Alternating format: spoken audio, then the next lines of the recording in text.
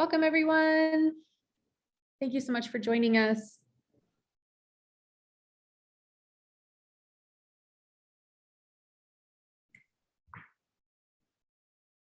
Hi, Kirsten. Hi, Lural. Good to see you again. Good to see you too. We've got a great group today. We'll give just a couple of seconds to let people come on in from the waiting room, and then we'll get started with our fantastic speakers. Thanks, everyone, for joining today.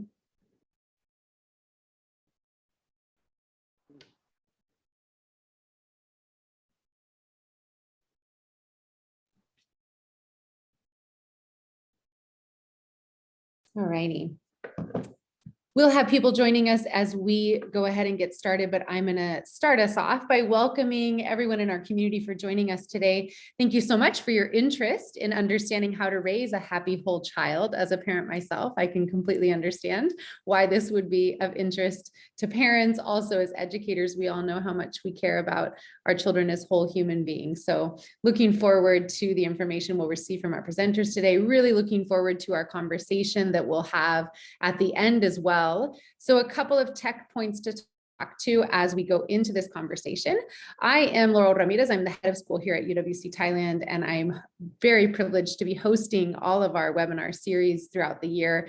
Really pleased to have our two speakers here today. We bring in some speakers to give us some insight on the topics we focus on for each webinar, but we also want this to involve you. So the chat is open and available for you to participate in throughout the event. If you're loving what the speaker's saying, you can also use those emotions that are at the bottom of your Zoom screen and show some encouragement for what they're saying. If at any point you have anything to follow up with on what the speakers are sharing at any given point in time and you want to put that in the chat, feel free to do so. You can also pop your questions into the chat, and we'll be leaving time at the end to be able to engage in more of a conversation with our community here present and to ask questions directly to our speakers. So if everyone is clear on kind of how the webinar is going to be run, I'm going to go ahead and get started. Welcoming our two speakers for today. Jerome is going to be our first speaker. Has been working in clinical nutrition and nutrition counseling for more than 16 years in Australia, Hong Kong, and Thailand. Has worked in food consulting and menu development for hotels, schools, and institutions, in hospitals and private practice, and in research at the University of Sydney. Has a passion for food and evidence-based science and uses a practical, no-fuss approach to nutrition education and nutrition dietary management with her clients.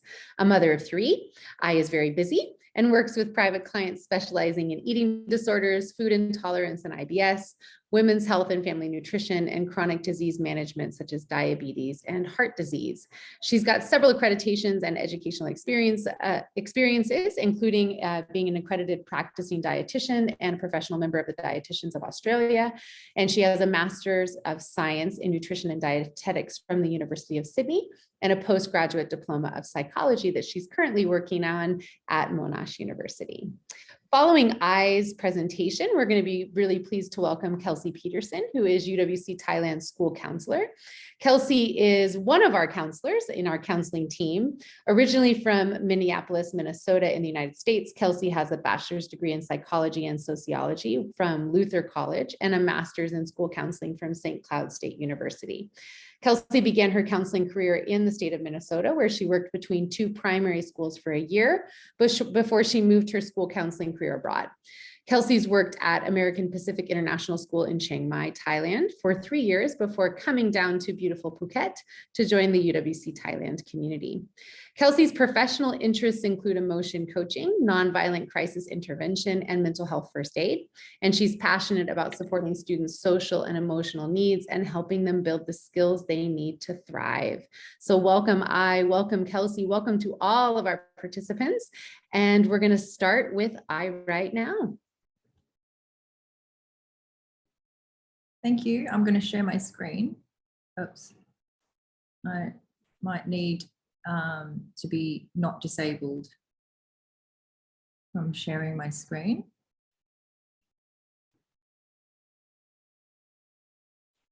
Okay. Can you go now, Yep, I'm just getting on now. Can everyone see my screen? Yes, all good. Very good. Okay. Hi, everybody. Thank you so much for joining us today. I'm really excited to talk to you about how we raise a happy, healthy child. So what is a happy, healthy child? According to the WHO, it's a state of physical, mental, intellectual, and social, emotional well-being. And it's not just not being sick. It's raising kids and family in an environment which is supportive and healthy, where people around you are healthy, and supporting the children to reach their fullest developmental potential.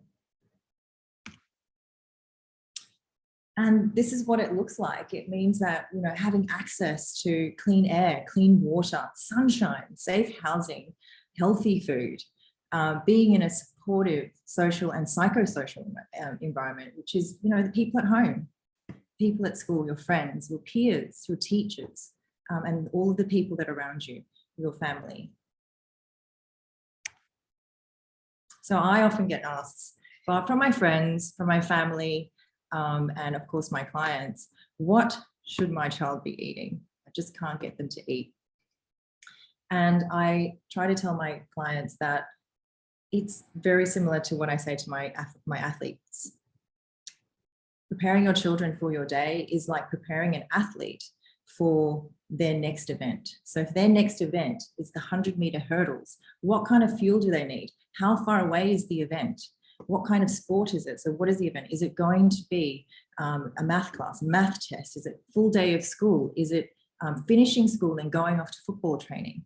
So knowing all of those factors is really important to decide what that next meal should be and how that meal should be constructed, and especially in the timing. Not only that, everyone is at different stages. All of your children my children are 7, 9, and 11, so they all need different things. They all do different things, and everyone has their own medical and individual needs as well.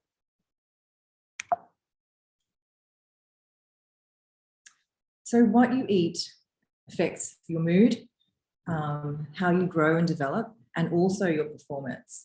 So carbohydrates are really important for giving us energy. Carbohydrates come from bread, rice, juice, fruit, and it's really important that we get the right amount and the right types and the right quality so that we're not falling into these crashes down here, because when we are low in blood sugar, we lose the potential to have good decision making. We get really hangry. Who gets hangry? I know I do. My husband just says, when was your last meal? Because my blood sugars go down and I become a very different person. Not just me, my daughter as well. So we're in the same boat there, and I'm sure a lot of you are as well. Mood swings, and you know, if you're in an exam condition or if you're playing football and you have a crash, you're not going to be able to last the 80 minutes or 90 minutes for that event. And it's going to be really hard to keep your mood regulation and your mind stable enough to be able to complete whatever event it is. So as an example, for an adolescent who is 12 to 13 years old, this is the scope of what we could be feeding our child. We need lots of fruits and vegetables, 2 serves of fruit, 5 serves of vegetables. Dairy is really important for bone health. So I think that, you know, I stress this to my clients all the time, and they probably get very sick of me saying it, but from the ages of 0 to 20 is the most important time for children to lay down bone density. That's the strength of our bones. So if you don't provide your children with enough of those building blocks to make strong bones, by the time they reach 20, they wouldn't have met their potential. So dairy is really important. If you are dairy intolerant, that's okay. There are other calcium supplements that you can take, or soy or non-dairy alternatives which have calcium added back in so that you have enough calcium for bone development.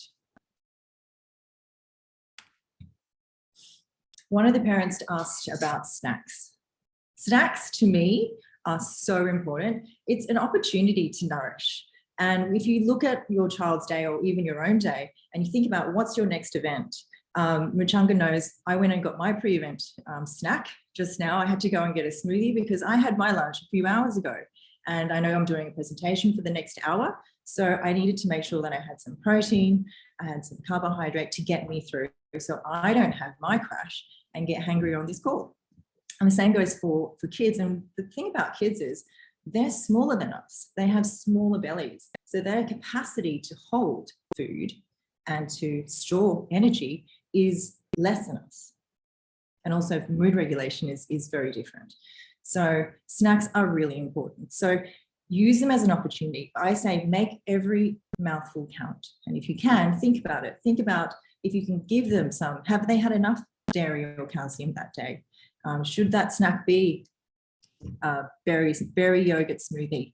That's going to provide them with carbohydrates from the berries and the banana, some yogurt, which is calcium, something that tastes good so they'll actually eat it. And really quick to get down before you have your football training or swim training. So yeah, that's my pre-event nutrition tips.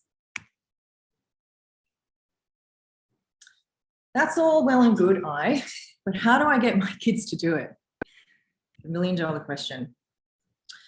One of the things that what researchers have found that is healthy eating starts in utero. So while you have a pregnant mother whose baby isn't out yet, it's still in the belly, what she eats while this baby is inside of her is that baby is being exposed to flavors.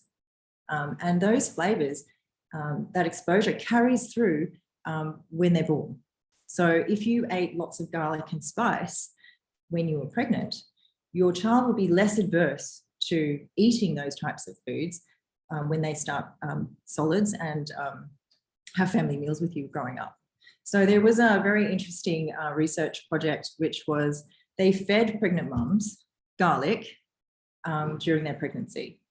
And they compared them to mums that didn't have any garlic during their pregnancy.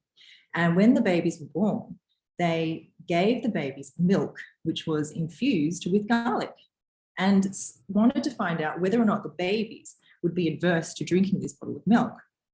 And what they found was babies that had been exposed to garlic in utero, so while in the belly, were very happy to take the garlic infused milk.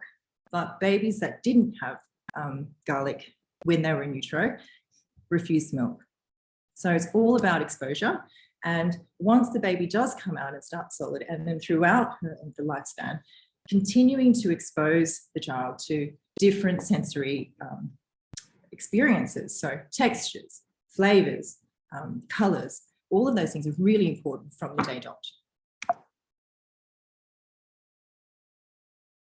So my top tips: eating together, super important. Social modeling, like if you have a family member, say it's grandma or grandpa or dad or mom, who says, oh, I don't eat spinach, or I will not have cauliflower. I had terrible experiences in England with eating cauliflower. Cauliflower and cheese makes me feel unwell. Therefore, I don't want to eat cauliflower.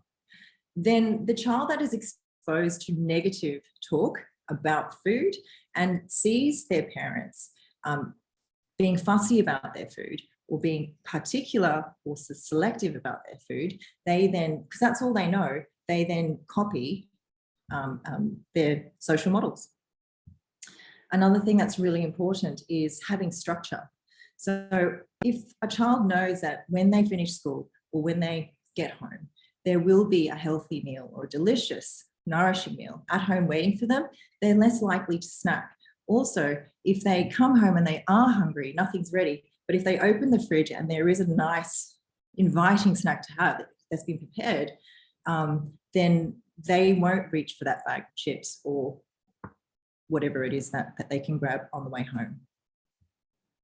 Positive reinforcement. If your child doesn't like to try something, just expose them and allow them to spit it out, but praise them for trying. Well done for trying. A child will not want to try new food if when they spit it out, they get in trouble for it. So positive reinforcement is really, really important. And then for the older kids, cognitive approach is really important. Just if a child does not want to eat, if you can explain to them, this is really important. You've got swim carnival this morning, try and have a banana before training, and that will see you through at least your first race. And then after you do that first race, then go and grab a smoothie or something that's going to work for you. And hopefully that cognitive approach will help them understand that that's why it's important. Okay. If I have time, I'd like to just do one more slide, which is about sleep. I know it's not nutrition, but it's about having a happy, healthy child. And when you do not have enough sleep, your decision-making, your concentration decreases, your memory, the ability to make memories is decreased. Your mood is bad, your behavior is hard to regulate. You're more likely to have depression, overeating, acne, poor immunity, poor wound healing, and stunted growth and development, particularly in the brain for young children. So sleep is so important. It's one of those things that no one really talks about. It's free. You don't have to buy anything. You can do this. And I think most of us are sleep deprived, but I think for children, it's really important because they're at this really crucial stage of development, and allowing them to have that sleep so they can remember all those amazing memories that they made the day before at school is so important, and will help them with their behavior and just having a happier family environment. So that's me. Thank you so much. And this is how you can find me at nourishwithI.com. Thank you so much. I was just sitting here taking note after note. Note to myself how to become a better parent. But I loved the advice on just making every mouthful count. Gosh, even as an adult, I thought to myself, I can remind myself that as I go to have a snack, right? And just that importance of every little decision that we make. That was really, really wonderful. Thank you so much. So we've learned a lot from Jerome here on nutrition and on sleep and on the way that we think about physical activity, and just that combination of all those holistic elements that will come together to help us inculcate those happy, healthy children we're looking for. I'm really looking forward to the contributions Kelsey Petersen is going to bring into the call now, as we learn a little bit more from the side of a psychologist and sociologist. What can we do to help our children be happy and healthy? Kelsey, take it away. Yes, hi. So kind of just now expanding off of everything that I has been sharing about, and also just sharing about what things we're doing at the school to promote a holistic, happy, healthy kid. And I's first message of that was creating an environment of support, which is one of our biggest things here at the school. And one way that we're doing that a lot through primary all the way through grade 12 is with something called Counsellor. And I wanted to start with this just because it is a nice way to make kids feel heard and to begin to learn how to express themselves. So the ideas of Counsellor is there's 4 guidelines. And if you talk to probably any number of students who are walking around and you ask them what the 4 guidelines are, they're going to tell you listen from the heart, speak from the heart, speak leanly, and speak spontaneously. And we often go into classrooms and we'll do a council where we all just sit in the circle and kids know that you have a talking piece. And when it's time for council, they're able to share about an experience or answer a prompt during that time. And I asked some of the grade 2 students that I've been doing council with pretty regularly this year to just share why they like council. And I think their responses will really speak to the value of having a circle where you're having open dialogue. So some of their responses were get to share stuff that they haven't before. There is a talking chong. So we have a talking elephant in one of the rooms, and the idea of being able to hold that and being the only one who gets to talk when you're holding that is something that just really stands out to them. They get to share about themselves. They get to learn more about each other. They like hearing about each other's stories. It's a time when they get to just sit, relax, and talk. And then it can be exciting when someone repeats a word back that you said. So one of the pieces of counsel in the second round is you need to share a word that you heard someone else in the first round say. And just the emotion, the joy that you see in kids' face when they're hearing their thing being repeated back just really proves the point that feeling heard is a really validating thing for a lot of students and something that really helps with their self-esteem and their confidence. They also shared things like it's fun, it's relaxing, calming, it's mindful. So all around just positive areas where they get to just talk and share and learn about each other is one thing that we're doing. And that's a piece that we try to then bring throughout the whole school day, and with different areas such as morning meetings is a huge thing, especially here in primary. It's a time where they're building connections and relationships. So a lot of teachers will do morning meetings where they go around and they get a share, or they're playing games. It's always everyone's favorite time. I know tomorrow morning we're having a giant game of tag down in primary, just to promote that whole community sense. And it's been the talk of the primary for the week now. And then as we move out throughout the rest of the school, there's things like time in for NYP and DP, and that's their time where they're building those connections with their classmates, and we're building connections between grade levels. So grade 6 and grade 12 have games during time in one day a week, or the grade 11s will come down into lower primary and get to pair up with the different grades and build those connections and a sense of community, which is something that goes to building a happy whole child, is having those senses of connection and fun and enjoyment where they are, because then the learning is just a part of that. So then some other areas, so building connections and community is a huge piece of all of it. The other piece that I wanted to talk about is the idea of just spending time together, which goes along with that. So here at school, getting to know kids on an individualistic level, all of the teachers, the counselors, everyone working with them, getting to know them as an individual is something that we find really important with the kids' learning, as well as knowing them on a social emotional level, because if those basic needs aren't being met and we aren't understanding where they're coming from, then that education piece just isn't going to fall into place. And that's something we always come back to, is we can't, the old saying, you can't judge a book by its cover. We can't judge students just by the outside. We don't know what's going on at home. We don't know what happened before, what happened out at recess. So we need to come with an open mind, with some empathy in the different situations, and have that dialogue and communicate with students about what's going on. And that's something we do a lot as teachers and counselors, communicating and working as a team. So when things are coming up throughout the day, I regularly will have conversations with teachers, and then we'll have a team approach about how to support the student, as well as involving that student in the conversation about steps moving forward.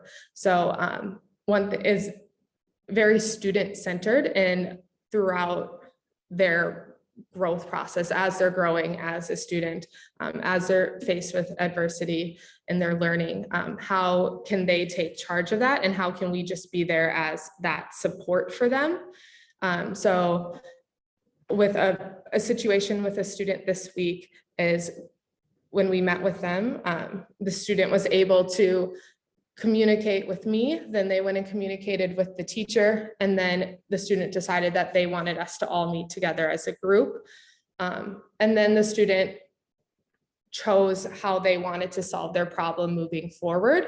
And then we gave them the time to go and solve that problem. And then they circled back and they reflected on how that went for them and if they needed any help moving forward. And that's something that we are constantly doing and having conversations about. I don't know how I'm doing on time as well, so let me know. You're good, Kelsey. Okay.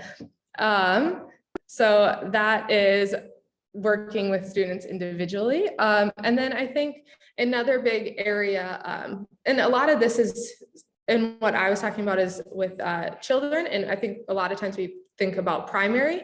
And then so how can we then help the kids transition into MYP and DP as they're getting a bit more independent, which is something we're really focusing on this year with the grade 5 to grade 6 transition, and how can we build those skills with the grade 5 students to get them ready for MYP and DP and that independence that they are going to start experiencing. So we're doing a lot with grade 5, going in and doing lessons about how can they advocate for themselves, about communication, as well as organizational skills, note taking, what is homework. And we work really closely then with the homeroom teacher in grade 6 and learning support and their teachers now. And then the current grade 6 students to see what do they wish they would have known. And I think that's an important piece, is how can we prepare students to be the most successful in the next situation that they're going to be, and giving them those skills that they're going to be successful on their own.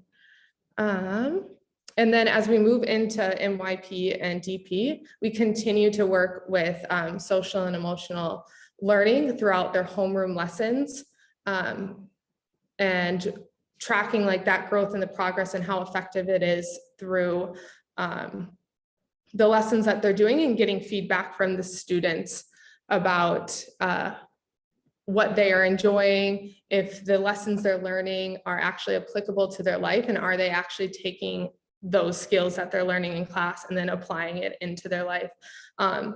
And then they tell us what they want to learn more about. And so then we're constantly changing lessons and the structure of things based off of what they're telling us, which I think is something that's so important in all conversations, is that we're asking the students for their opinions, and then figuring out how can we scaffold that to what's best for them. And that's something that then can be brought into the home when you're communicating with children, as well as what do they want, what do they need, and really listening to it, and then showing that you are listening to what they're saying and they're involved in that decision-making process. And so just a quote that really stuck with that idea that I wanted to end with was just the idea of, alone we can learn so little, but together we can do so much. And I think that's just such an important idea, that home and school working together and having that open communication is what's super important for the child's ultimate growth and success, and being that whole happy child. Thank you. Thank you so much, Kelsey. As I listened to you and was reflecting at the same time on what I just shared, there's so many themes that I hope you're all hearing along with me. That theme of time, right? Are we taking the time that we really do need to connect with our children, to understand how we can support them, to prepare their food? That's my note from you. I need to prep snacks in the refrigerator for my kiddos so they make good choices. But yeah, even just all of that time that we can put into supporting independent problem solving, just so inspirational. Kelsey, I really, really appreciate you sharing that great work that you're leading from a counseling perspective. We have so many wonderful people on the call. We're getting some questions into the private chat. Feel free to put those into the group chat. And we're going to now shift over into our Q&A for this section of our session today. If you have any questions, anything that you would like to share in connection to the topic that we have today, please feel free to jump in now. You can write your questions into the chat. You can also raise your little virtual hand and let us know that you would like to ask your question or share with the group into our conversation today. We also have with us, and I always love to highlight Sonia because she's so amazing. We have another UWC head of school here with us, Sonia Rawat from UWC Master, who's just put her camera on. Thank you so much for joining us, Sonia. And I hate to put you on the spot, although you also know I love to do it. It would be fascinating, I'm sure, for those of us on the call to hear, connected to your background, which I'll maybe briefly share so as not to embarrass you too much, but Sonia has a beautiful background in caring for students and in well-being. And so I'd be super interested to hear from you, Sonia, if you felt the inspiration to share with us what UWC Monster is doing to support student well-being. Would you mind adding to the conversation? Thank you, Laura. Thank you so much. I'm always very impressed with all the work that UWC Thailand is doing. And you know that because I reach out to you and say, can you help us with this? Yeah. So yeah, I'm really impressed, I think, both with what I and Kelsey shared. And I really feel that you are kind of taking care of the child as a, in all the aspects that you need to. And that's really great. We have a little different, kind of a situation here because we only have the diploma program students. So it's really nice for me to hear also what you're doing with the PYP and the MYP kids. And I think there's so much more that you can do, and you have more time to work with them so they can, also kind of become these independent thinkers and learners and decision makers. I think in terms of well-being, I think what we are really doing now over here is working very closely with the students themselves, because they are young adults and they are very conscious of what is good for them and how they would like to grow. And I think that's an important thing as well. So really involving them and working very closely with our students through the student council and looking at what, how can we make the experience better for them and be there for them. And I think in terms of counseling, especially to make sure that we have the right professional support available for them. So we have, a full-time counselor, a full-time volunteer psychosocial counselor, a couple of other volunteer counselors, so just with student strength of around 200 only. So we're working with like a team of 4 or 5 people, and then tutors and more people who are all supporting kids in these. It's a difficult time now, I think, all over the world. There are students in countries where they haven't stepped into the classroom in 2 years. And there's a lot of support that's required when we go online, and also with what we see happening around the world. Yeah, but I think that UWC Thailand definitely is doing such an amazing job. Congratulations to you and the whole team for sure. Definitely, I and Kelsey, you too. Oh, thank you so much, Sonia. And it's interesting, Sonia and I had the privilege to be in Germany together this past month and meeting with the other heads of UWCs. And it was a real shared concern across the UWC movement. And I think across all schools, we've got a lot of educators on the call with us today from schools around the world. And I don't think there's probably a single one of us that doesn't worry about our kiddos, right? We would worry about them anyway. And then with the pandemic and the impact of that on their lives, we worry even more.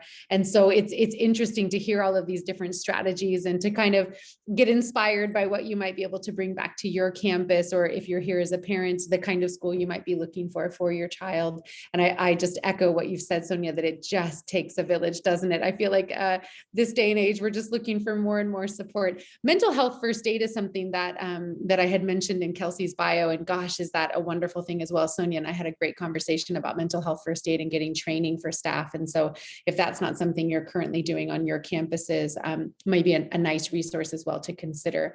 We've got lots of questions coming into the chat, so I think I'll just jump into those. And Kelsey and I, maybe whoever thinks they're most qualified to take the answer, you can just jump on in. We're getting some great questions about sleep. How much sleep if they have homework to do, and that completion of the assignment is really important. What's more important? Should they finish their work? Should they get the sleep? Who would like to tackle that question? Kelsey, did you want to jump in first, or? I can tackle the sleep versus homework part. Sure. I think again, it comes to like a balance. Homework is important, and obviously the kids are getting that for a purpose, but also sleep is equally important. And if they aren't getting that sleep, that basic need, then what comes from the homework and the learning is not going to be productive. So something we always really encourage the students is to have that open communication with teachers. If they're feeling really stressed or behind on sleep, how can they find that balance, and how can they work together with that to figure out how they can be most successful? And then do you maybe want to speak a little bit to the quantity of sleep that would Yeah, absolutely. I'm really passionate about sleep. And then also in my postgraduate diploma, we just finished a biological and developmental psychology unit. So sleep is really at the forefront of my mind right now. But, you know, as children get older, from toddlerhood, then you have school-age children and then adolescents, their needs change. So, you know, preschoolers, they need about 10 to 13 hours every day. So, and that can be broken up. So a really good chunk of that is their nighttime sleep. But giving them a nice day sleep also, if they're young, is so helpful. And then, you know, if you're looking at meals, making sure that you're timing your meals around those. You don't want to be giving your child, you've cooked, you know, you spent a lot of time thinking about an amazing, nourishing meal, but you give your child that meal when they're cranky and tired, just after their school, after going to being, you know, perhaps running around in the field and hot and stinky and tired and hungry. I mean, it's just a recipe for disaster. And which is why giving them an ice cream is probably something that makes everyone happy, but it's not satisfying that nourishing element. So if you can, like I say to my clients, you know, how to avoid the hangry. So if you know that your child finishes school or finishes football practice at 6 o'clock, which happens, and, you know, they need to go home, they need to have their food, and then they need to go to sleep and do their homework and all those things, arrive, give them their snack. It doesn't have to be a snack. It can be half their dinner. You know, it could be, if you're having sausages and veg for dinner or fried rice with egg, give them half. Throw it to them in the car. They can smash that on the way home. And then by the time they get home, they're not so cranky anymore. They've cooled down, and then they're ready to maybe do their homework or have a shower and have a conversation with mum and dad and do those other things. So there are more efficient ways of doing it. When we talk about school-age kids, so primary school, you're looking at about 9 to 11 hours per night. They don't normally have naps. And then you have teenagers, completely different beasts. They hormonally, their hormones change. So they like to stay up longer and go sleep later and then wake up later. So just knowing that if that is something that's happening to your child at the moment and they're going through that transition, it is something that is biologically programmed in them. There's nothing wrong with them. It's just part of development. But just knowing that, you know, if they're going to be sleeping at 11, 12, 1 o'clock, making sure that the snacks that they're going to be having at that time, because if you have family dinner at 7, at 11 o'clock, of course you're going to be hungry. So making sure that there is something there for them that makes sense. And then adults, you know, 7 to 9 hours is great. We also need to sleep by. All right, everybody, you heard her. We also have to sleep. The modeling starts there, I suppose, right? So we're getting a couple of questions into the chat, which I can't wait to hear, Kelsey and your responses and thoughts on this. But regarding students who might have some sort of learning support need, whether it be ADHD, any other kind of learning support need from a well-being perspective, and as we seek happy, healthy kiddos of all kinds, what can you give as recommendations for parents or teachers from either nutrition or a counseling standpoint if a child has some form of learning support need? From a nutrition perspective, people that are on the spectrum, ASD, ADHD, they are more likely to have food aversions. There will be textural, there will be taste, there may be complete food groups. So that may be one of the first signs of that being picked up. Would you say, Kelsey? Very particular behaviours. And you may think that it's the bane of your existence, but sometimes there is a biological reason for that. So if we can understand that as a family and as a support environment, being able to support that.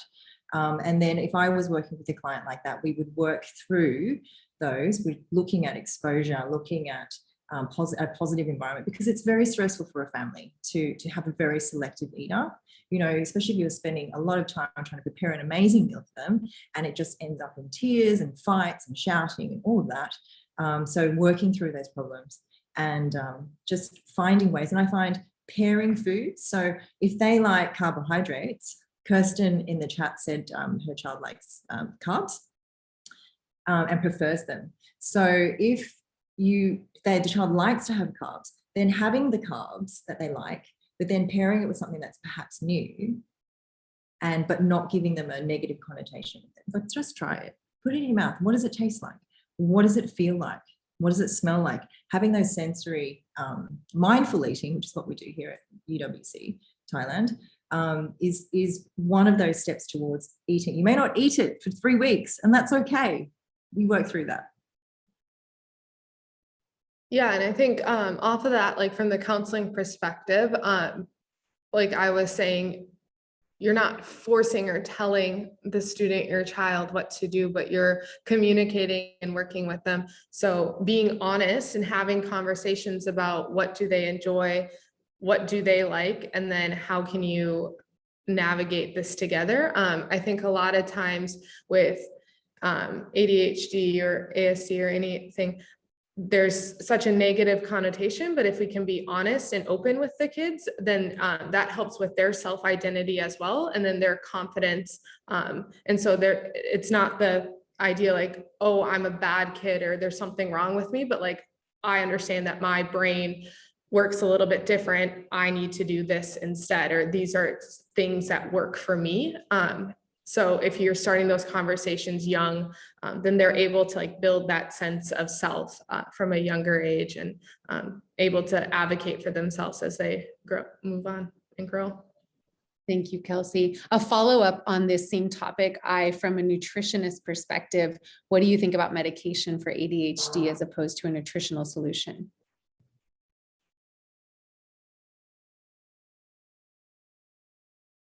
Oh, I think you're muted. Okay, got it. I was trying to avoid that situation, but it got me. I think, if your specialist has recommended that medication is something that you need, it's not something that, from a nutritionist perspective, is in our scope of practice. However, we do know that some foods trigger different people. So, for instance, people with celiac, they can't have gluten, and it's not right. It doesn't work with their body. They get very, very ill. But that doesn't mean that everyone shouldn't have gluten, just those specific people. And it's very individual, especially with something like ADHD or ASD.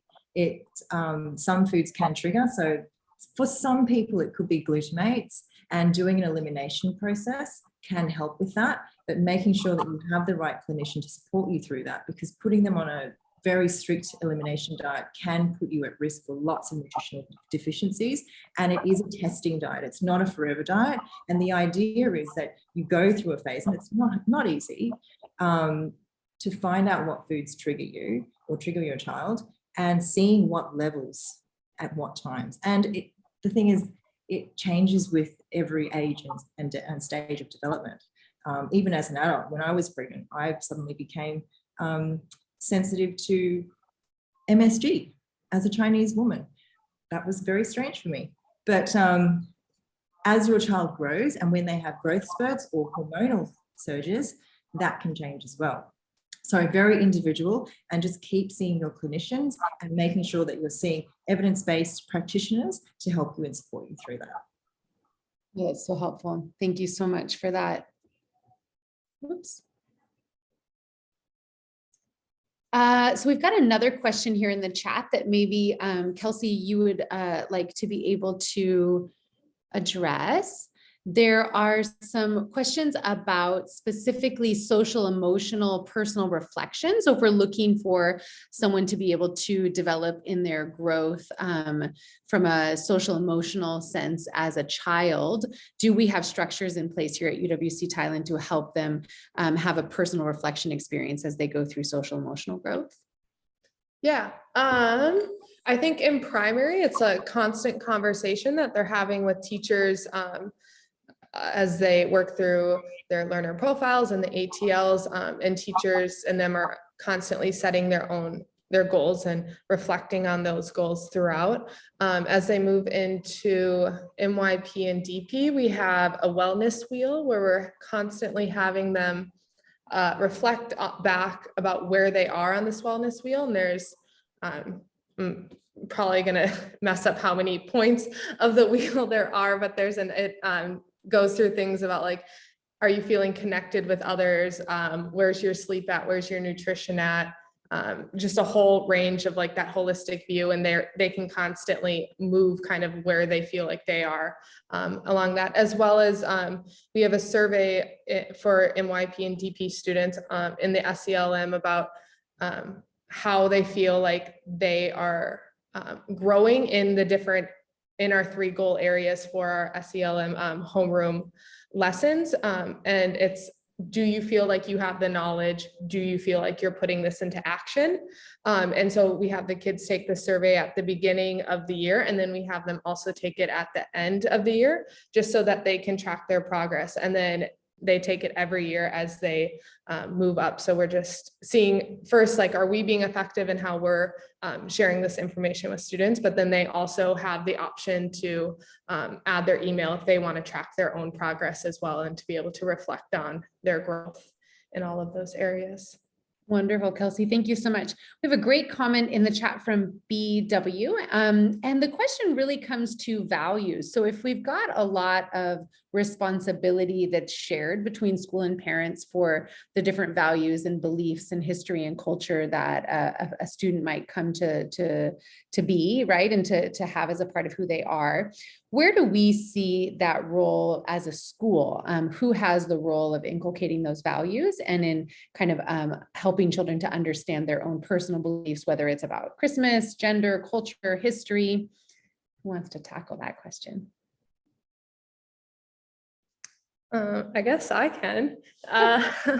So I think one of like our biggest values here at the school is our sense of open-mindedness, and the idea of diversity, equity, and inclusion is a big goal at our school, and it's something we have conversations around all the time.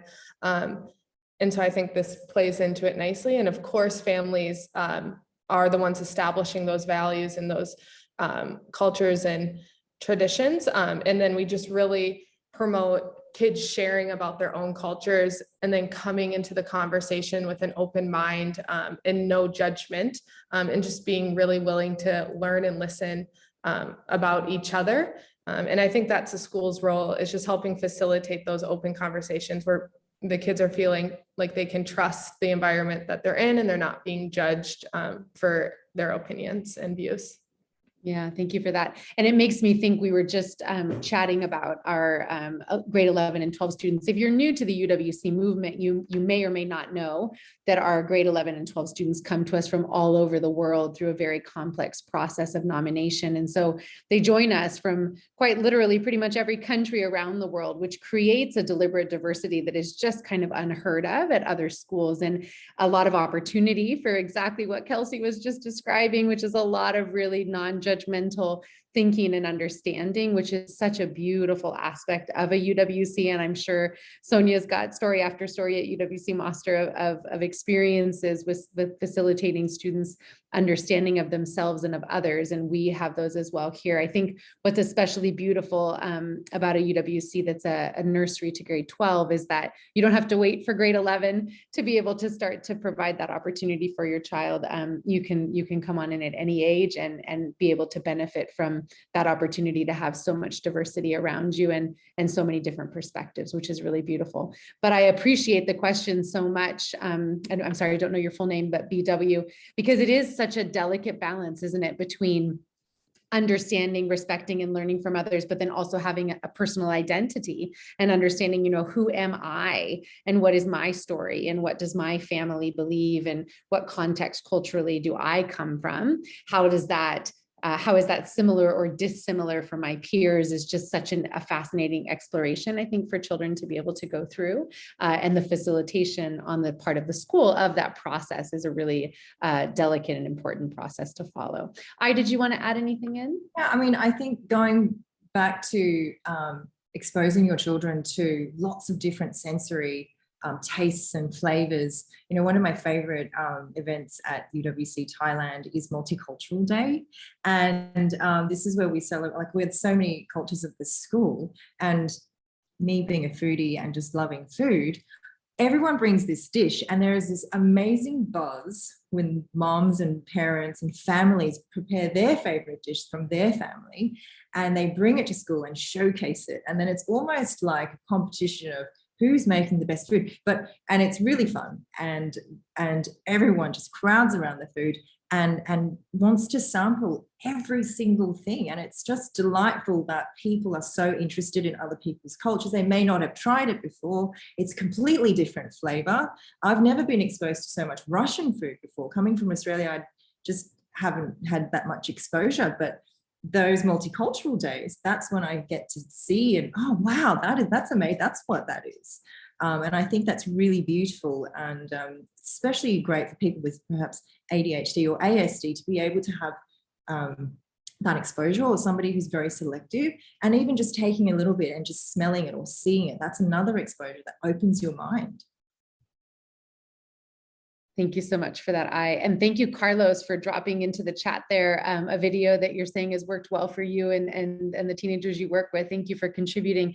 I know our communications team is desperately looking for the wellness wheel that Kelsey also shared about, so we'll try and get an image of that into the chat. We are running behind on our session time for today, and so thank you for holding on with us, respecting everyone's time. I think we'll go ahead and close it up here, but please know that we hope this conversation continues. We've got some amazing sessions coming up after the December break for us, including a session on personal challenge, where we're bringing in an amazing adventure photographer to talk about the value and the importance of personal challenge. So there's so many different topics that we're hoping to share with you and to bring forward for discussion and collaboration. And so we hope to see you at our next event. We are going to be sharing the wellness wheel inside the resources that will come. So after the session ends today, you'll get an email thanking you for your attendance. We'll share the video link so that you can follow up and watch the session again if you're interested. That wellness wheel will be linked as well, along with any other resources that we have to share.